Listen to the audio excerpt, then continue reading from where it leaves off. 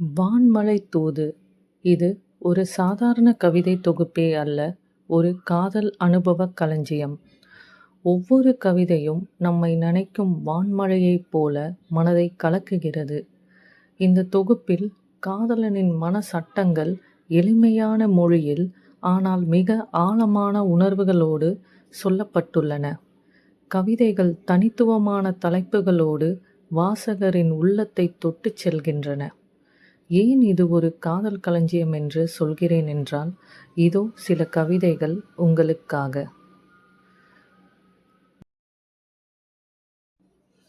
முகநூலில் அவள் நண்பர் விண்ணப்பத்தில் ஆரம்பித்து, பிறகு அதே முகநூலுக்கு அவள் கடவுச்சொல்லாக மாறுவதுதான் ஒரு ஆணின் காதல் வாழ்க்கை.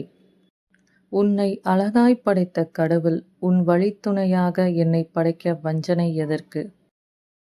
இந்த அரசாங்கம் எதற்கெதற்கோ செலவு செய்கிறது. உனக்கு ஒரு சிலை வைத்தால்தான் என்ன?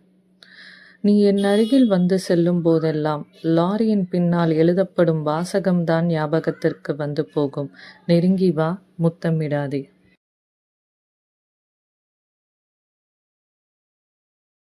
டிஸ்கவரி, நேஷனல் ஜியோகிராஃபிக் பார்த்து கொண்டிருந்தவனை இசையருவி சன் மியூசிக் பார்க்கச் செய்து மிருகமாக்கியவள் நீயடி.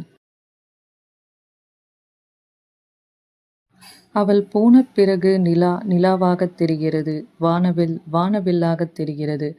பிரேக்கப் என்ற காலிங் பெல் என் வீட்டிலும் ஒலித்தது. யுவன் மருந்துகளும் நா. முத்துக்குமார் மாத்திரைகளும் என் வலியை ஆறச் செய்தன.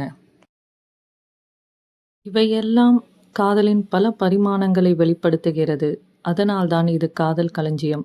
இந்த அனுபவத்தை தவறவிடாதீர்கள். வாசியுங்கள் வான்மழை தூதுவை. உணருங்கள் காதலை.